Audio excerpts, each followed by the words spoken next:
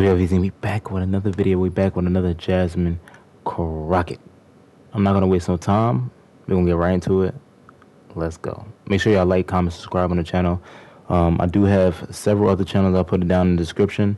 That's why I'm lacking on this channel, but I need to get right back into it because a lot of important stuff that we got to talk about nowadays in the society. So let's go. Let's get it. So she's a member of the Oversight and Accountability Committee. Congressman, good to see you. Thank you for being with us this morning. I don't even know what the question is I want to ask you, because as we've watched this week unfold, the general takeaway here is you guys still can't get your house in order. Not you, but the Republicans can't get their house in order. This was a fairly straightforward matter that was agreed upon in a bipartisan, bicameral fashion, and still they couldn't get it passed until the last minute.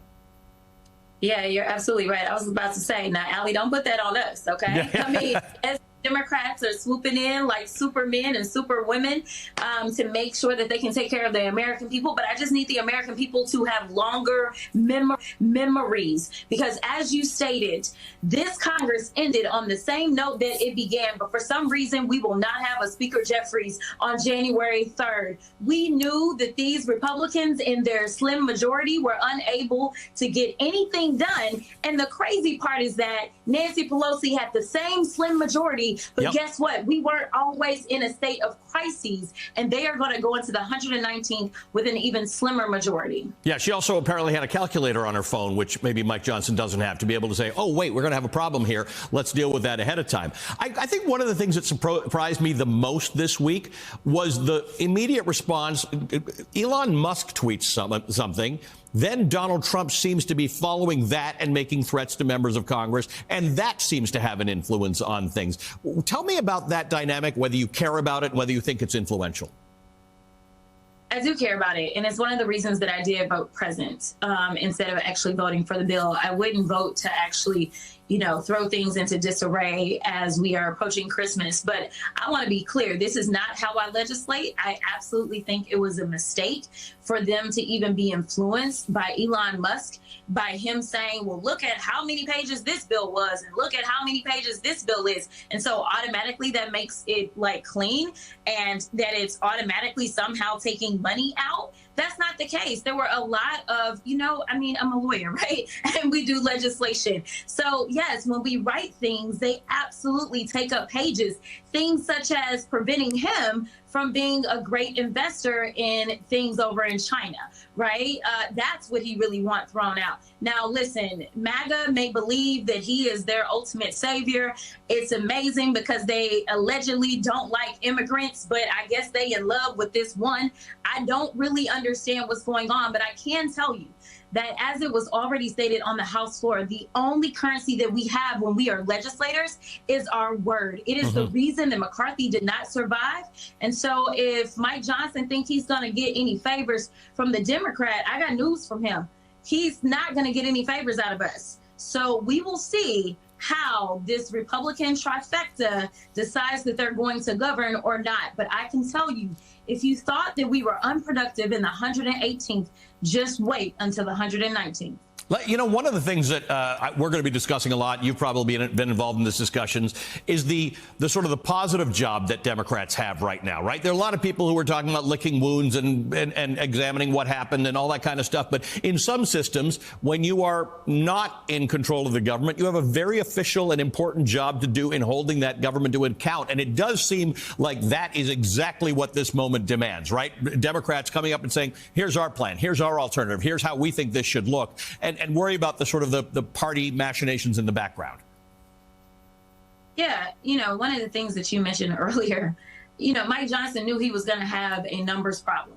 Yep. Because guess what? Every single CR has had to have Democrats provide the votes. That's the only reason the government is ever stayed open, is because the Democrats have provided the votes, because we've gone up on suspension. It's required 2/3 of the House, because they can't even get it through the Rules Committee. Now, I don't know what Rules is going to look like next term, whether or not the people that are consistently providing issues for him to get bills out of Rules, if they're going to be removed from Rules. Right now, Chip Roy is actually running to be the chair of the Rules Committee, which could be a huge thorn in his side, but it is the Speaker that will have to make that decision.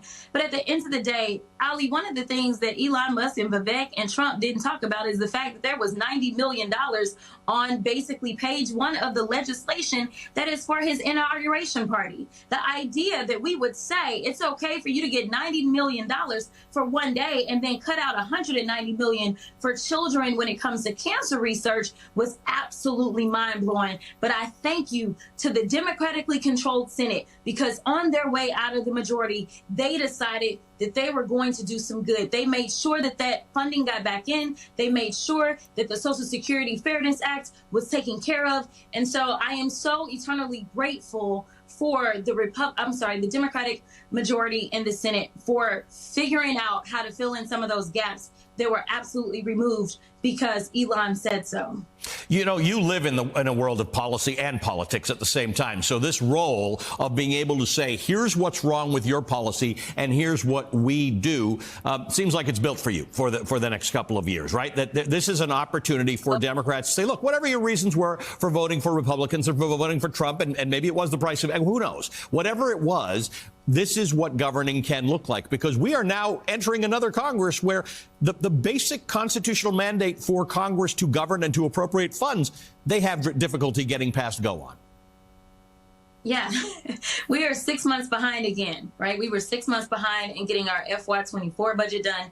And now with us being pushing this out until March, we will be 6 months behind again in getting FY25 done. Our budgets are only for a year, but you're absolutely right. You know, I currently serve on the Oversight Committee. Yep. That is where so many people are able to see me go ahead and go after them as they lie in broad daylight and make sure that I can bring truth to that. I am going to continue to be a thorn in their side because the American people deserve it. And frankly, my district absolutely elected me with a mandate with the strongest numbers in the entire state of Texas of any Democrat or Republican member of Congress that was challenged. And so I am going to make sure that the American people can know the nice things that they can have if they just put the right people in power. And that means putting the Democrats back on top. Well, part of that role is going to play out in these hearings. And that's going to be something that's, you know, I think people don't always think they want to listen to congressional hearings, but that's where you're going to have to see accountability over the course of the next couple of years. Great to see you again. Thank you for being with us. If I don't see you before Christmas, you have a Merry Christmas. Jasmine Crockett is the Democrat of Texas.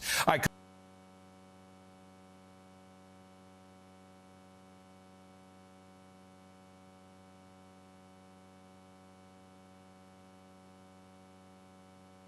I'm muted. I said shout out to Jasmine Crockett. She's not afraid to speak the truth, man. I'm not gonna say she's correct on everything, but she is not afraid to speak the effing truth, man. Or speak her mind. My fault. Speak her mind for Jasmine Crockett for president. Now we're gonna see. We're gonna see how this term is for Mr. Trump. Come up here soon. We're gonna see, man. We're gonna see what happens. We're gonna see if it's a positive thing or a negative thing. There's a lot going on, y'all. Like I said, I'm gonna stay consistent on my channel.